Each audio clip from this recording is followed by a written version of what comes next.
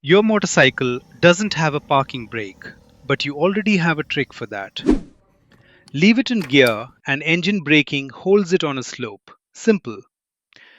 Except there's one thing that trick can't defend against.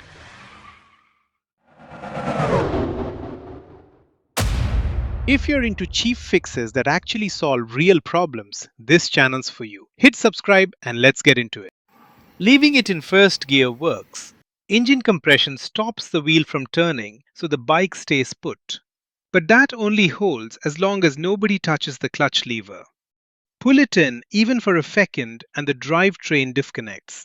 That's all it takes for the bike to roll, and if nobody's holding it, it can go down. And it doesn't have to be an accident. Park in a public spot, a market, outside a shop, and it just takes one curious kid messing with the levers to disengage it. So that's why adding a parking brake button makes sense.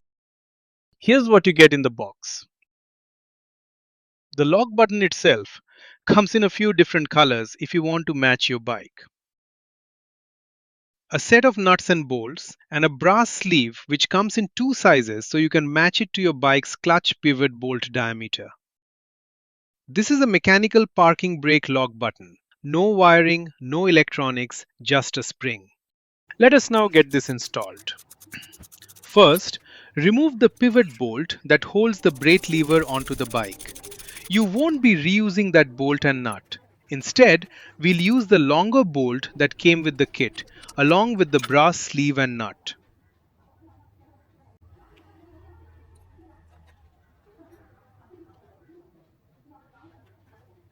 Before we fix the parking button onto the bike, there's a small stopper bolt and nut that comes with the kit. Attach that to the parking button first and just tighten it loosely for now. We'll fully tighten it later once the button's final position is set.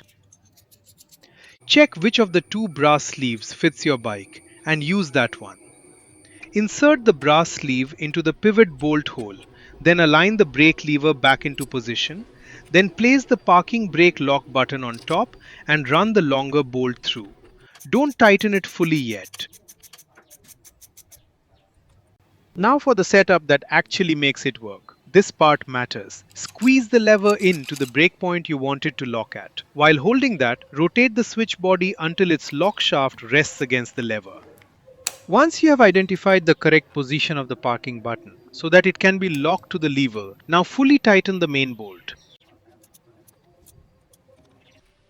Last step, there's a small stopper bolt on the switch body. Move that until it touches the bike's lever holder and tighten it down. That locks the switch body's rotation for good, so it can't shift out of position later. Now that everything is in place, put the nut onto the bolt's end and tighten it according to the torque spec of your bike. Here's the real test. Bike in gear, parked on a slope, clutch pulled, and it rolls, same as before.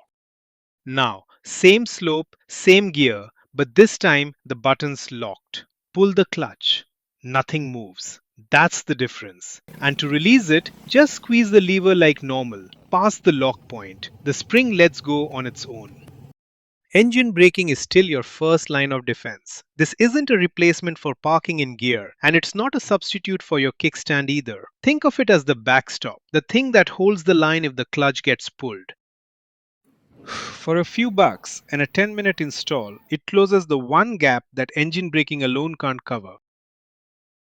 Let me know in the comments if you'd actually use this or if your kickstands never let you down. Thank you for watching this video and subscribe to the channel for more similar videos. Ride safe, friends.